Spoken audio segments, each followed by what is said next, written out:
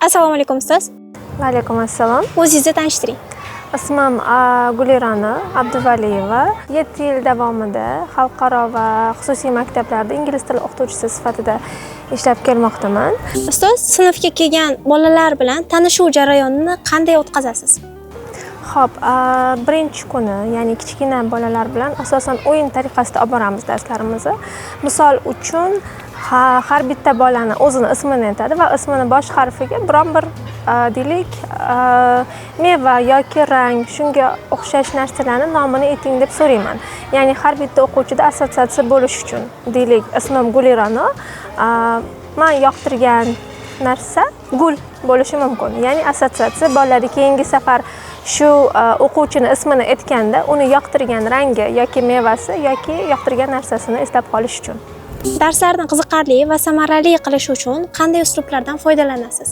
Xo'p, hozirgi zamonaviy texnologiya va metodikalardan foydalangan holda asosan student center, ya'ni o'quvchi darsni markazi sifatida dars olib borishni yoqtiraman. Ya'ni o'quvchilarni o'zlaridan so'rab, fikr bildirishlarini, brainstorming qilishni ko'proq yoqtiraman. Deylik, mavzuni boshlashdan oldin turli xil rasmlar ko'rsataman-da, nima bo'lishi mumkin bo'lar, ya'ni bularning umumiy bog'liqligi nima? Shunga o'xshash savollar bilan avval warm up activities qilamiz va undan keyin darsni boshlaymiz. Aynan qaysi dastur va qo'llanmalardan foydalanasiz? Bu yil Rahimov Schoolda asosan Cambridge dasturi asosida ingliz tili sinflariga Cambridge kitoblari va dasturi asosida ta'lim beriladi. Ya'ni matematika, ingliz tili, science, hamma darslarimiz Cambridge dasturi asosida olib boriladi.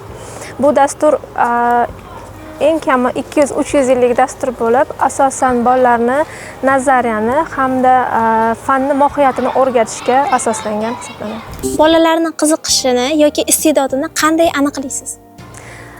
Bolalarning qiziqishini asosan 3 xil toifaga bo'lib aniqlaymiz.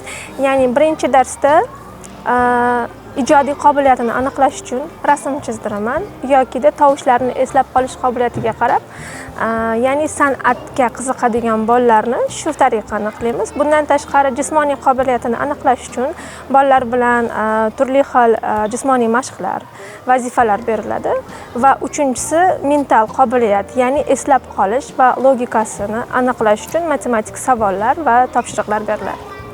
Tez va sekin o'rganuvchi bolalar bilan qanday ishlaysiz? Xo'p, aynan ingliz tili sinfida har bitta mavzuga kamida 2 xil va 3 xil tarqatma material tayyorlanadi. Ya'ni bolalarni bilim darajasiga qarab tez o'zlashtiruvchi bolalarga qiyinroq mavzular beriladi, qiyinroq topshiriqlar beriladi. Sekin o'zlashtiruvchi bolalarga bo'lsa osonroq topshiriqlar beradi, lekin dars mavzusi bir xil bo'ladi. Ta'lim berishda ko'proq qaysi uslubga tayanasiz? Qattiqqo'llik yoki mehrga? Ta'lim berishda ko'proq bolalarga mehribon bo'lishga harakat qilaman, lekin dars davomida ma'lum bir rutinaga amal qilamiz, ketma-ketlikka amal qilamiz. Ya'ni dars boshlangandan keyin o'quvchilarni vazifani to'liq o'zlashtirishi uchun 15 minut davomida turli xil chance deydi, shulardan foydalangan holda diqqatini, fokusini jamlab, vazifa bajarib bo'lgandan keyingina erkinlik berib o'zlarini fikrini aytishga ruxsat beraman. Maktabga tayyorlov sinfi nima uchun kerak deb o'ylaysiz?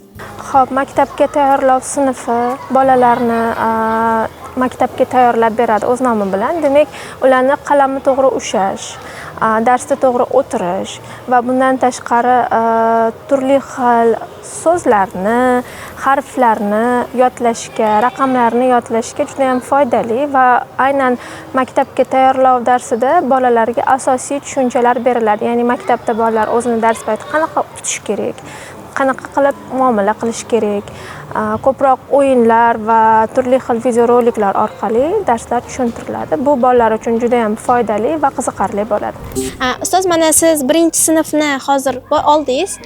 Aynan tayyorlov sinfiga o'qigan bolalar bilan ishlash qanaqa kechmoqda va tayyorlov sinfiga bormaganlar bilan qanaqa kechmoqda? Tayyorlov sinfiga borgan bolalar albatta juda ham tez ilib oladi, ma'lumotlarni juda ham tez tushunadi.